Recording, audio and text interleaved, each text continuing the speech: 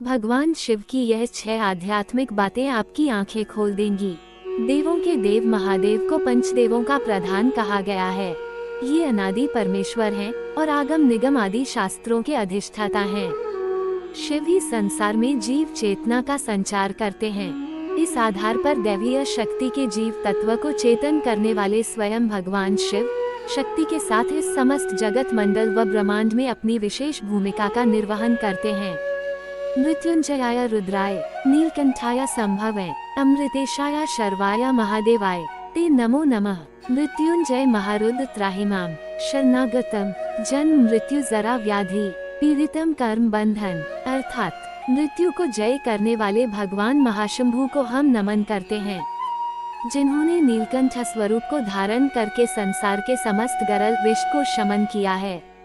साथ ही मृत्यु को जीतने वाले महाशिव, हम आपको साधना के साथ नमन करते हुए जन्म मृत्यु के बंधन से पीड़ित अवस्था से मुक्त होकर आपसे प्रार्थना करते हैं कि आप हमें ज्ञान वैराग्य सहित सांसारिक कर्म बंधन से मुक्ति का मार्ग प्रदान करें। कल्पांतरों के अंतर्गत ऐसे कई कल्प व युग बीत चुके हैं जिसमें भगवान शिव की प्रभुसत्ता विशेष रूप से दृश्य होती है। शिव महापुराण के अनुसार वेद के अधिष्ठात्र ब्रह्मा जी को वेद का ज्ञान कराने वाले और वेद ग्रंथ देने वाले स्वयं भगवान शिव ही हैं। वे ही साक्षात ईश्वर हैं जिन्होंने सृष्टि के तीनों अनुक्रमों को स्थापित किया है। पौराणिक मान्यता के अनुसार सर्वप्रथम ज्योति स्तंभ का उल्लेख प्राप्त होता है। कोटि रुद्र संहिता तथा शत रुद्र संहिता में भगवान शिव के परम प्रकाशमयी तेजोमयी दिव्य तेज का पुंज जागृत हुआ, जिसके द्वारा विष्णु जी की उत्पत्ति हुई। विष्णु के द्वारा नाभि कमल पर ब्रह्मा जी की उत्पत्ति का उल्लेख प्राप्त होता है। शिव करते हैं जीव चेतना का संचार। शिव ही संसार में जीव चेतना का संचार करते हैं। ब्रह्मा द्वारा सृष्टि की उत्पत्ति का उल्लेख एवं सृष्टि का संचार क्रम शिव से है।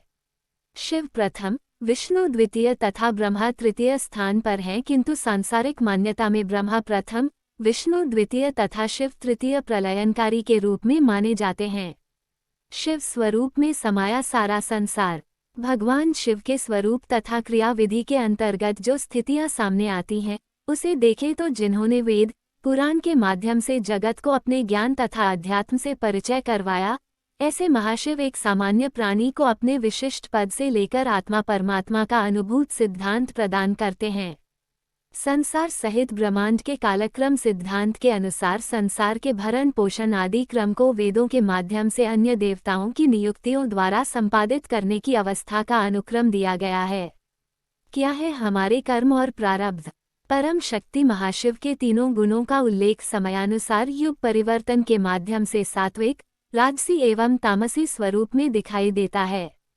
ऐसे महाशिव जिन्होंने सृष्टि की उत्पत्ति तथा जगत के विस्तार एवं निरंतर विकास की प्रणाली को अपनाते हुए ब्रह्मस्वरूप को स्थापित किया है, जिसके द्वारा हम क्या है, कैसे हैं, कहाँ से आए हैं, अंत और प्रारंभ क्या है, कर्म के आधार पर हमारे प्रारब्ध क्या होंगे, इन अवस्थाओं का उपनिषदीय ज्ञान ऋषियों के माध्यम से परम तत्व बिंदु के रूप में हमारे समक्ष विद्यमान किया है।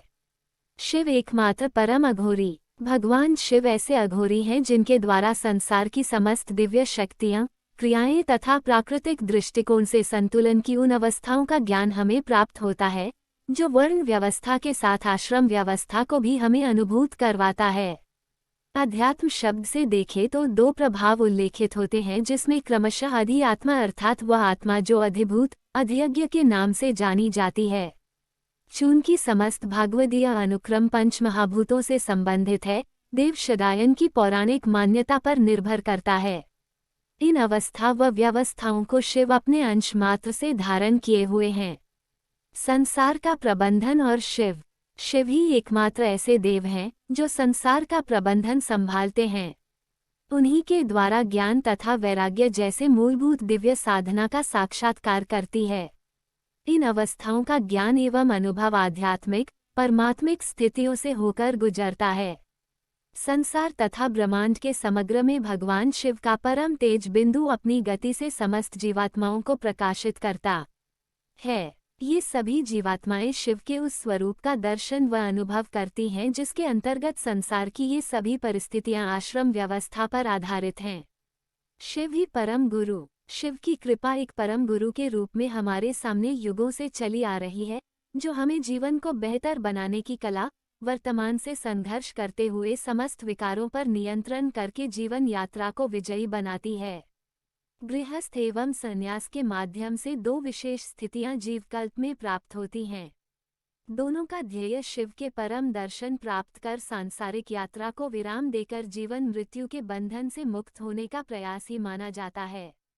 इसे प्राप्त करने का मात्र एक रास्ता है, ओम योग साधना की प्रक्रिया। और इसे सीखने के लिए अपने नजदीकी आनंद मार्ग आश्रम में जाए और सीखे तथा आत्मा विकास की ओर अग्रसर हो। हमारे चैनल आध्यात्मिक ज्ञान सरोवर को लाइक और सब्सक्राइब जरूर करें तथा अपने दोस्तों को शेयर करना न भूलें।